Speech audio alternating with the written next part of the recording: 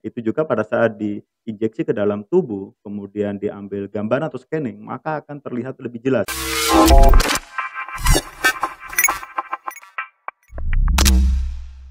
Rumah Sakit Umum Pusat Profesor Kando, Profesor Dr. Rumbayan Kando.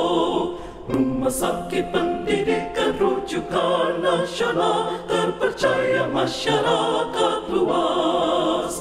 Kepuasan pasien di atas segala-galanya, keselamatan pasien selalu dijunjung tinggi. Majulah RSUP Kando, Rumah Sakit Pendidikan Nasional. Majulah Rumah Sakit Kando, rumah sakit pilihan masyarakat. Majulah RSUP Kando, Rumah Sakit Pendidikan Nasional. Majulah Rumah Sakit Kando, rumah sakit pilihan masyarakat. Halo sahabat Promkes dimanapun Anda berada, jumpa lagi dengan saya Dr. Seklin dalam acara Promkes Bercerita. Senang sekali kami bertemu dengan sahabat Promkes karena di tahun yang baru ini merupakan episode perdana kita di tahun 2023. Sahabat Promkes, saat ini atau pada topik kali ini kita akan membicarakan satu tema yang belum pernah atau jarang sekali kita angkat di tahun-tahun sebelumnya. Karena saat ini kita akan membicarakan mengenai salah satu kemajuan sekaligus juga keunggulan yang dimiliki oleh Rumah Sakit Umum Pusat Profesor Dr. RD Kando Manado. Di mana rumah sakit ini menjadi satu-satunya rumah sakit di daerah kita ini, bahkan hanya mungkin sekitar 2 rumah sakit di wilayah Indonesia bagian timur yang menyediakan layanan ini. Apa itu? Nah, itu adalah bagaimana kita memperhatikan keamanan penggunaan radioaktif untuk menunjang pelayanan kesehatan. Dan saat ini bersama-sama dengan kita di sini, kita kedatangan seorang tamu yang sangat istimewa yang merupakan kunci dalam menjamin keamanan radioterapi yang kita lakukan di rumah sakit kita ini. Untuk itu kami ucapkan selamat datang, selamat bergabung Pak Junarto, Sarjana Sains. Selamat siang Pak Jun. Selamat siang dokter, terima kasih. Sehat selalu Pak Jun ya. Alhamdulillah, tetap sehat, harus tetap sehat. Iya.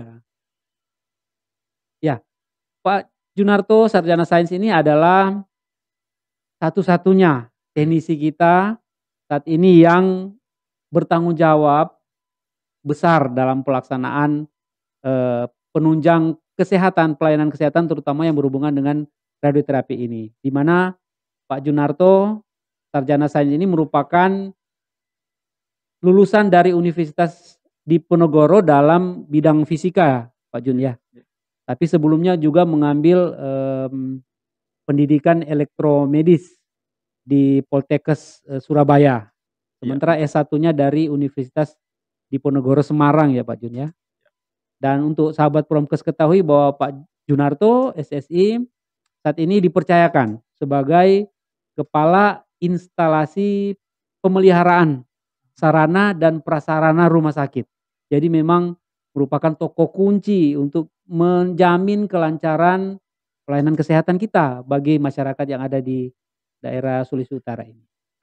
Karena itu kami sangat menyambut gembira Pak Junarto boleh hadir terutama untuk membicarakan topik yang ya boleh dikata ini belum banyak mungkin orang awam, bahkan kami pun belum banyak mengetahui mengenai aspek keamanan radioterapi dalam menunjang pelayanan kesehatan. Nah, kita tidak akan berpanjang lebar lagi. Ini kita akan mulai dengan mungkin bagaimana cerita latar belakang sehingga Pak Junarto ini boleh menjadi petugas keamanan sumber radioterapi, di mana radioterapi itu di mana layanan radioterapi ini merupakan untuk sekarang satu-satunya ya di Sulawesi Utara, baru ada di Rumah Sakit Umum Pusat Profesor Dr. RD Kando Manado. Ya silakan Pak Jun, mungkin boleh diceritakan awal mula tercemplung ya, kecemplung dalam pelayanan yang sangat penting ini. Ya, silakan. Terima kasih atas kesempatan dan tentunya ini sesuatu yang berharga buat kita semua bisa bergabung dalam, kegiatan, Promkes untuk bersama-sama kita memberikan edukasi terkait dengan apa yang menjadi materi kita pada siang hari ini.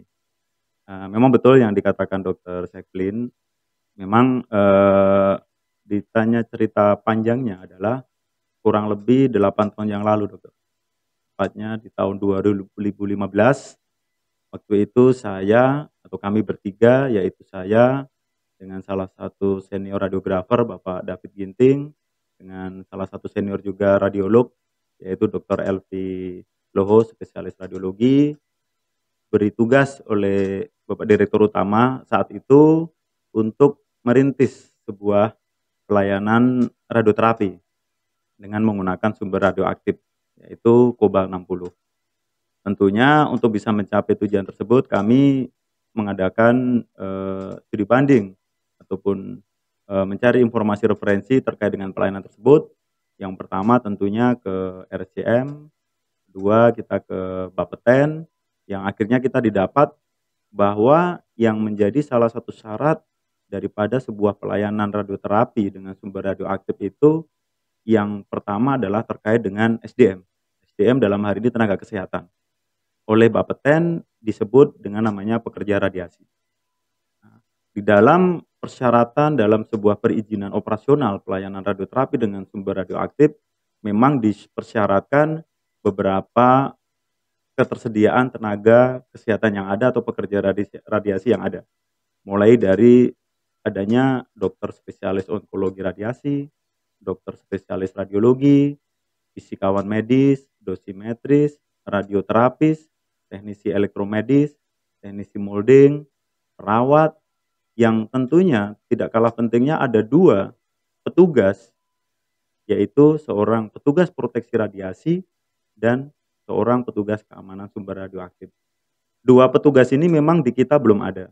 Untuk itu kami bertiga bersepakat, kebetulan sayalah yang ditunjuk, yang pertama untuk mengikuti pelatihan petugas proteksi radiasi medik tingkat 1.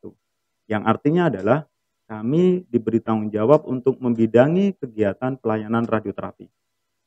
Kemudian setelah lulus juga kami diikutkan dengan yang namanya Diklat, pendidikan pelatihan sebagai seorang petugas keamanan sumber radioaktif. Kebetulan 2 jabatan itulah yang tadi Dr. Seklin katakan sebagai kunci, itu yang kita laksanakan di tahun 2015 dan bersyukur kita sudah bisa lihat hasilnya dengan ketersediaan tenaga pekerja radiasi yang ada mulai dari dokter tadi sampai perawat dan juga dengan adanya petugas proteksi radiasi dan seorang, petugas keamanan sumber radioaktif. Itu menjadi syarat mutlak, bagi rumah sakit maupun institusi kesehatan untuk bisa menyediakan pelayanan, radioterapi dengan menggunakan sumber radioaktif. Barangkali itu, Dok. Ya, ya, menarik sekali Pak Jun. Jadi memang ini boleh dikata sebagai era baru ya di rumah sakit Iya. kita karena penggunaan radioaktif ini ya untuk menunjang pelayanan kesehatan. Itu menurut saya satu langkah besar ya, bahkan memang belum banyak rumah sakit yang menggunakan ini ya Pak Jun. Nah Pak Jun begini, biasanya kan, yang diingat oleh masyarakat kalau menyangkut petugas keamanan di rumah sakit, biasanya kan security gitu Iya. kan, atau satpam lah katakanlah kan. Nah ini secara garis besar kira-kira apa sih yang menjadi ciri khas spesifik dari, petugas keamanan sumber radioaktif ini, Mas Jun? Kalau misalnya kita bandingkan dengan petugas keamanan misalnya security tadi. Nah kira-kira bagaimana, Pak Jun menjelaskan ini? Oke. Terima kasih. Mungkin ini memang agak unik juga Iya. kalau kita menyebut seorang petugas keamanan, Mmm. biasanya mereka yang terlihat mungkin secara fisik punya badan yang besar, tegap, dan, Seragam. seragam yang kiranya diharapkan bisa menjaga keamanan. Iya. Akan tetapi untuk khusus petugas keamanan sumber radioaktif, kita merujuk pada, sebuah peraturan kepala Badan Pengawas Tenaga Nuklir. Itu pada nomor 6 tahun 2015 tentang keamanan sumber radioaktif.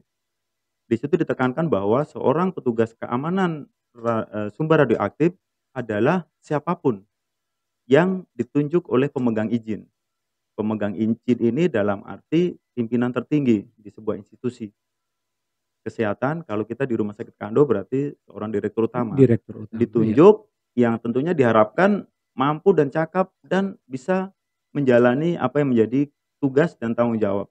Mulai dari mengikuti kegiatan pelatihan, pendidikan dan pelatihan, lulus dan bisa melaksanakan tugasnya sebagai seorang petugas keamanan sumber radioaktif. Keamanan sumber radioaktif itu apa? Keamanan sumber radioaktif adalah upaya tindakan untuk mencegah terjadinya akses yang tidak sah, pemindahan, perusakan, ataupun kehilangan dari sumber radioaktif. Di sini ada kata kunci sumber radioaktif. Sedangkan petugas keamanan yang selama ini kita kenal, satpam atau security, mereka merujuk pada Peraturan Kepala Kepolisian Republik Indonesia nomor 24 tahun 2007 disebutkan bahwa seorang petugas keamanan atau satpam, mereka mempunyai tanggung jawab menjaga keamanan di mana lokasi dia bekerja, baik meliputi keamanan fisik, personal maupun informasi. Jadi jelas di sini ada kata kunci sumber radioaktif, objeknya itu yang membedakan. Dan ini juga pasti dan wajib dipahami oleh petugas keamanan. Apa itu sumber radioaktif, apa itu bahayanya. Ya, menarik sekali ya Mas Jun, bagaimana menerangkan tadi mengenai petugas keamanan sumber radioaktif ini, di mana yang menjadi objek itu dalam tanda kutip yang kita jaga ini kan sumber radioaktifnya ya. Berarti kan ini bukan pekerjaan yang ringan ya, dan malah mungkin ada resikonya kan pasti. Nah, ini mungkin banyak Bapak Ibu Promkes yang mungkin bertanya-tanya, ini kan profesi yang mungkin bagi kita ya, sebagian besar masyarakat kita di daerah di sini mungkin belum banyak yang mengenal profesi petugas keamanan sumber radioaktif ini. Jadi mungkin mewakili masyarakat, mungkin mau bertanya Pak Jun, apa saja sih persyaratan untuk menjadi petugas keamanan sumber radioaktif ini? Silakan. Oke, terima kasih Dok. Memang untuk persyaratan ini kita bisa lihat, kita bisa browsing juga di Balidiklat, Badan Pengawas Tenaga Nuklir Nasional, Badan Tenaga Nuklir. Jadi di situ disebutkan bahwa ada 2 persyaratan seseorang untuk bisa mengikuti diklat petugas keamanan sumber radioaktif. Mengikuti, syarat mengikutinya hanya ada 2. 1, mereka yang sudah lulus atau bisa disebut sebagai PPR, petugas proteksi radiasi, memiliki sertifikat dan juga memiliki surat izin bekerja. Kita mendapatkan sertifikat lulus diklat PPR itu di Badan Tenaga Nuklir Nasional, sedangkan kita mendapatkan SIB itu di Badan Pengawas Tenaga Nuklir. Nah, 2 hal ini menjadi syarat. Itu yang pertama. Yang kedua, atau Kepala Satuan Pengamanan. Kepala Satpam, memang yang diminta Kepala Satpam terkait dengan tanggung jawabnya itu. Nah, Kepala Satpam di situ dimintakan jenjang pendidikan SMA atau sederajat. Karena apa? Karena memang objek yang kita amankan sesuatu yang memang kita harus tahu pasti apa itu. Dan itu perlu teori-teori terkait dengan karakteristik daripada sumber radioaktif yang akan kita amankan. Jadi cuma 2 syarat itu saja Dok. Itu baru syarat mengikuti diklatnya, kemudian kita mengikuti kegiatan diklat, baru nanti ada ujian, baru dinyatakan lulus dan bisa keluar sertifikat sebagai seorang petugas keamanan sumber radioaktif. Sertifikat itulah yang nanti kita upload dalam sebuah progres perizinan Kebapeten bahwa petugas keamanan sumber radioaktif untuk pelayanan radioterapi dengan sumber radioaktif memang sudah ada. Mungkin itu Dok. Berarti mirip dengan tenaga kesehatan kita mengenal ada istilah surat izin praktek ya. Kalau untuk petugas keamanan sumber radioaktif ini ada istilah surat izin bekerja ya, SIB ya. Nah Pak Jun, sebetulnya untuk kita di Rumah Sakit Profesor Dr. RD Kando Manado ini, berarti ada lokasi khusus ya untuk sumber radioaktif ini. Ini boleh tahu Pak Jun, tepatnya di bagian mana ini ya, di rumah sakit kita ini? Ya, terima kasih Dokter. Jadi terkait dengan lokasi ataupun penempatan daripada sumber radioaktif. memang sejak awal alat atau pelayanan radioterapi ini dibuka atau disiapkan, sumber radioaktif itu begitu datang dari negara asal, itu sudah langsung terpasang atau dipasang dalam sebuah unit alatnya, yang kita sebut namanya teleterapi. Sehingga kalau kami menyebut bahwa alat radioterapi yang ada di instalasi atau di unit onkologi radiasi tersebut adalah alat teleterapi kobal 60. Teleterapi kobal 60 adalah sumber radioaktifnya dan itu sudah terpasang. Sumber radioaktif itu tidak bisa dipindah kemana saja seenaknya sendiri karena itu sudah terpasang tetap, tertutup dan terbungkus. Dia hanya terbuka pada saat akan digunakan untuk treatment kepada pasien. Lokasinya sudah aman, sudah ada fasilitas pengamanan dan dipastikan bahwa pelayanan radioterapi kita sudah mendapatkan izin dari Badan Pengawas Tenaga. Jadi itu. Dan ini memang dijaga baik-baik keamanannya Iya. ya, sesuai dengan standar-standar yang berlaku ya Pak Iya. Jun ya. Nah Pak Jun, ini menarik ya karena pelayanan radioterapi ini saat ini juga memang menjadi kebutuhan kalau kita melihat pola penyakit sekarang ya. Banyak sekarang penyakit-penyakit yang terkait dengan onkologi ya. Istilah kedokterannya onkologi untuk masyarakat, mungkin banyak mendengar istilah kanker ya. Nah, begini Pak Jun, untuk melaksanakan tugas sebagai petugas keamanan ini, berarti tentu ada mungkin alat-alat atau equipment ya, yang biasa digunakan oleh petugas keamanan sumber radioaktif ini? Atau bagaimana Pak Jun, untuk teknisnya? Iya betul sekali Dok. Jadi terkait dengan fasilitas pendukung ataupun penunjang dalam kegiatan keamanan sumber radioaktif, itu memang sudah dipersyaratkan.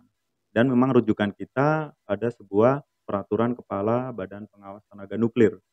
Itu ada yang salah satunya yang mungkin kita familiar sering lihat harus ada namanya handphone untuk komunikasi, harus ada pesawat telepon yang terpasang tetap dengan kabel, kemudian telepon seluler.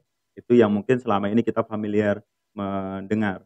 Kemudian ada alat-alat spesifik yang kita juga harus siapkan sesuai dengan persyaratan yang ada. Misalnya di ruangan tersebut dilengkapi dengan yang namanya motion detector atau detektor gerak, di mana setiap ada aktivitas yang tidak sah di dalam ruangan tersebut, maka detektor gerak ini akan bekerja sehingga akan membunyikan sirine atau alarm. Artinya ada sesuatu di dalam ruangan tersebut. Nah, kemudian juga ada namanya CCTV dengan inframerah. Itu standar juga untuk melihat kegiatan mungkin di malam hari. Kemudian ada namanya BMS. Ini yang mungkin asing bagi kita, Balance Magnetic Switch, yang terpasang di pintu, di mana pintu daripada ruang treatment, ruang di mana sumber radioaktif itu berada, itu tidak sembarang kita bisa buka. Kalau di kita di unit onkologi radiasi, itu kita untuk bisa mengakses pintu menuju ruang treatment teleterapi kobal 60 itu dengan menggunakan biometric system atau fingerprint, finger sensor. Itu baru bisa kita buka. Selebihnya pada saat tidak ada kegiatan itu akan terkunci rapat. Dan kalaupun ada akses tidak sah, orang-orang yang tidak berkepentingan dia akan mencoba masuk ke area situ, tentunya alarm akan bekerja. Dan alarm itu sudah sampai ke pusat, bahkan sampai ke negara asal. Dan juga ke bagian radioterapi. Bahwa ada sesuatu yang patut dicurigai adanya akses tidak sah yang mencoba masuk ke ruangan tersebut. Nah, itu alat-alat keamanan itu yang memang wajib dan harus ada. Harus ada. Karena apa? Jika tidak ada salah satu, maka izin tidak akan keluar. Hmm. Selain itu juga ada namanya detektor radiasi. Nah, supaya ketahuan bahwa alat atau sumber radioaktif ini suatu saat disalahgunakan, dipindah tangankan, maka detektor radiasi itu akan terbaca dan akan alarm.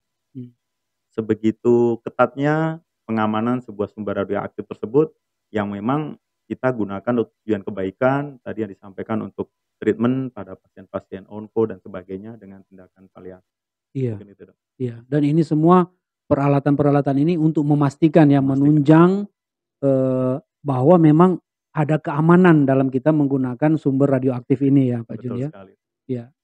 Nah Pak Jun, ini kita sudah sampai pada pertanyaan terakhir kami ya Pak Jun. Ini kan saya mendapat kabar bahwa salah satu lagi kemajuan dari Rumah Sakit Profesor Dr. R.D. Kando Manado adalah mungkin dalam waktu dekat ya kita akan mulai mengembangkan satu pelayanan kedokteran nuklir. Nah, pelayanan kedokteran nuklir berarti ini suatu lompatan lagi ya untuk, mutu pelayanan kita kepada, pasien-pasien kita di sini ya, Pak Jun. Ya.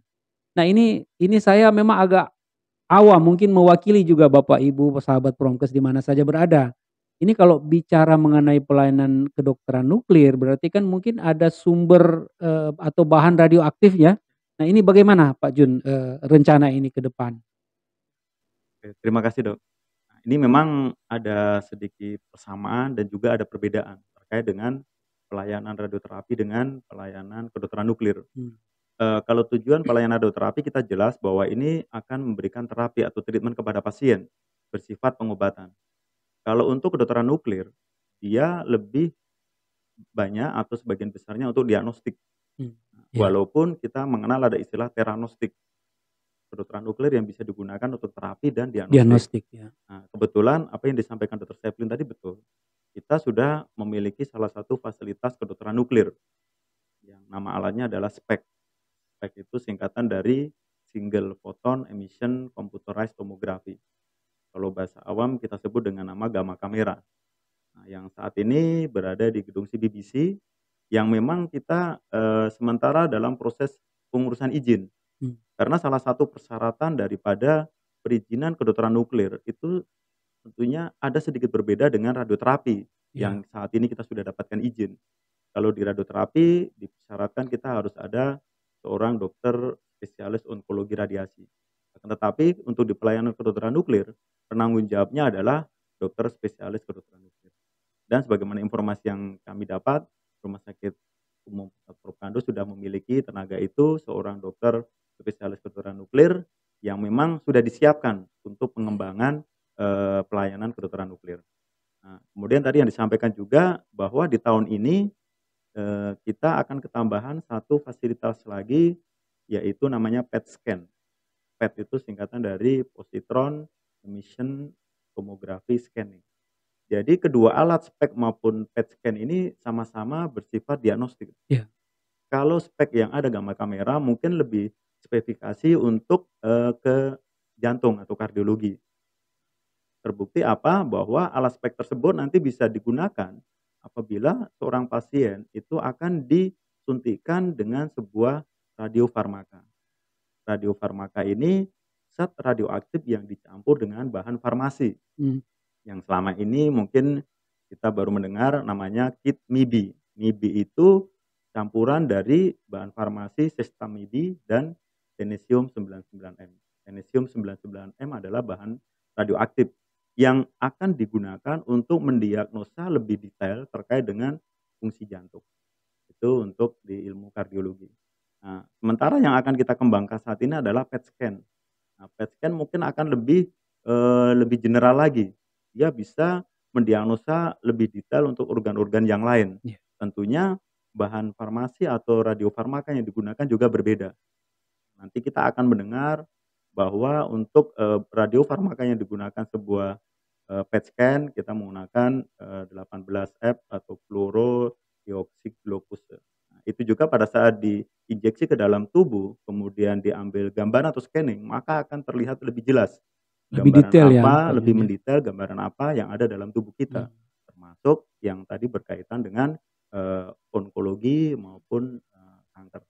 Jadi iya, itu lebih bersifat ke, diagnostik saja diagnostik ya, dan itu memang, pengamanannya akan lebih lebih intens dan lebih lebih teliti lagi karena sumber radioaktifnya terbuka. mmm, Pengertian terbuka dia dalam sebuah kit kecil-kecil yang nantinya kita harus amankan, baik petugas yang melaksanakan kegiatan, pencampuran radiofarmaka, dalam hal ini seorang radiofarmasis, yang mereka harus kita betul-betul amankan iya, supaya memang terhindar dari paparan radiasi yang iya, dihasilkan oleh, sebuah, zat radioaktif tersebut. Tentunya kedua alat ini sangat-sangat menunjang diagnostik kita dalam hal, para dokter, klinisi untuk iya, menegakkan diagnosa lebih dalam mhm, terkait, pada pasien, iya, khususnya dengan, gangguan atau riwayat kanker tadi.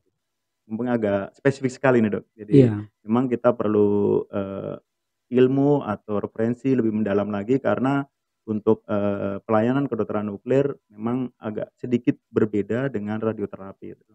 Termasuk tenaganya tadi kita mengenal adalah istilah radiofarmasis itu juga ilmu yang baru buat kita. Seorang ahli farmasi yang mereka mengikuti diklat, pelatihan khusus bagaimana dia bisa mencampur bahan farmasi dengan zat radioaktif yang nantinya akan digunakan untuk yang akan diinjeksi ke dalam tubuh manusia sehingga bisa tercipta gambaran atau scanning yang lebih jelas dari organ tubuh manusia tersebut. Mungkin itu Dok sebagai penutup. Memang kita perlu banyak belajar dan belajar lebih banyak lagi untuk hal-hal tersebut. Terima kasih Dok. Ini penjelasannya sangat komprehensif ya Pak Jun. Jadi memang tidak salah ini Pak Jun menjadi salah satu tokoh kunci di rumah sakit kita sebagai kepala instalasi pemeliharaan sarana dan prasarana rumah sakit, teristimewa sebagai petugas keamanan sumber radioaktif. Tapi baik layanan radioterapi untuk treatment maupun juga layanan kedokteran nuklir ya untuk diagnostik itu memang diusahakan oleh pimpinan Rumah Sakit Umum Pusat Profesor Dr. R.D. Kando untuk selalu up to date dalam hal-hal ini sehingga bisa memberikan pelayanan yang optimal bahkan paripurna lah untuk masyarakat di daerah kita Sulawesi Utara ini.